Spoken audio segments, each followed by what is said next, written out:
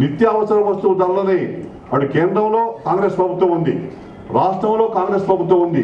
రెండు కాంగ్రెస్ ప్రభుత్వాలు ఉండి కూడా నియంత్రణ చేయలేకుండా అసమర్థంగా చేతులు లేపేయడం చాలా దురదృష్టకరం.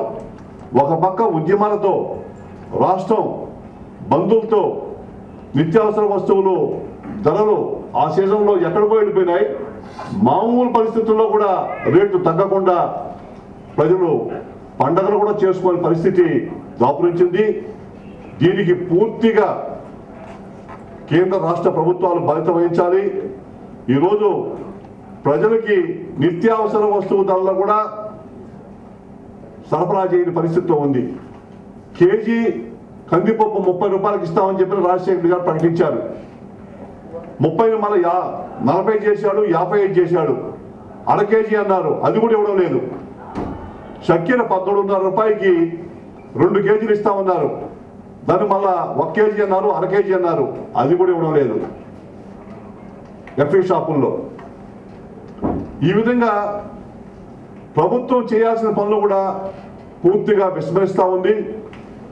దీని మీద తెలుగుదేశం పార్టీ తరఫున పూర్తిగా నిరసన తెలియజేస్తున్నాం.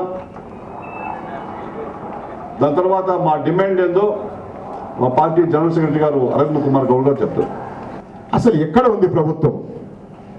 కేవలం అధిక ధరలు చూసినప్పుడు, ఆర్టీసీ ఛార్జీలు పెరిగినప్పుడు ప్రభుత్వం ఉందని అనిపిస్తూ ఉంది మాకు.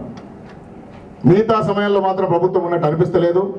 తెలుగుదేశం తరఫున కొన్ని డిమాండ్లు మేము అడుగుతా ఉన్నాం. అక్రమ నిల్వలను వెంటనే బయటికి తీయాలి. ప్రజా పంపిణీ వ్యవస్థను సమీక్షించి వాటిలో విధానాల్లో మార్పు తీసుకురావాలి. నిత్యావసర వస్తువులను విధించే వ్యాట్ను రద్దు చేయాలి. రాష్ట్రం నుండి పొరుగు రాష్ట్రాలకు, ఇతర దేశాలకు ఎగుమతులు నిలిపివేయాలి. అక్రమ నిల్వలు ఉన్న చోట పీడీ యాక్ట్ అమలు చేసి అక్రమార్కులను కఠినంగా శిక్షించాలి. పోర్టుల వద్ద నిల్వ చేసే ధాన్యాలు మార్కెట్లోకి తీసుకురావాలి. పరిస్థితులను రాష్ట్ర ప్రభుత్వం అధ్యయనం చేసి పంటల ఉత్పత్తులను క్రమబద్ధీకరణ చేసి రైతుల సలహాలను, మద్దతు ధరలను ఇవ్వడం, విత్తనాలను, పురుగు మందులను, సంస్థాగత రుణాలను అందించడం వంటి చేసి రైతులను ప్రోత్సహించాల్సిన అవసరం ఉంది. Thank you. కేఈ ప్రభాకర్ గారు Pattikonda MLA, Kurnool district ex minister, ఆయన్ని అరెస్ట్ చేయడం చాలా దురదృష్టకరం.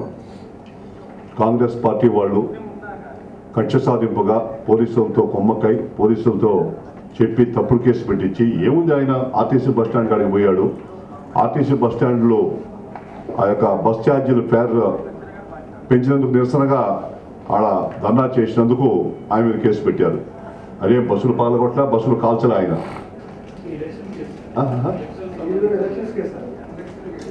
ఎలక్షన్ కేసు అప్పుడు ఎలక్షన్ అప్పుడు అయినా కూడా ఇప్పుడు ఆ ఎలక్షన్ కేసు అని చెప్పేదాన్ని ఇప్పుడు ముందుకు తీసుకుని రావడం అని చెప్పేది కూడా ఖచ్చితం చేస్తున్నారు. 7 నెలలు అయింది.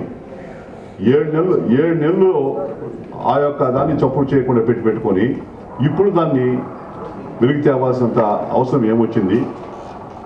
దాని మీద ప్రాపర్ ఎంక్వైరీ కూడా లేకుండా, ఏమీ లేకుండా వాళ్ళు కక్షగా ఆయన ఉద్యమాల్లో వాటిలో బాగా యాక్టివ్గా ఉన్నాడని చెప్పని ఆయన దెబ్బ కొట్టడానికి పనిచేశారు. దీన్ని పూర్తిగా తెలుగుదేశం పార్టీ తరఫున ఖండిస్తున్నాం.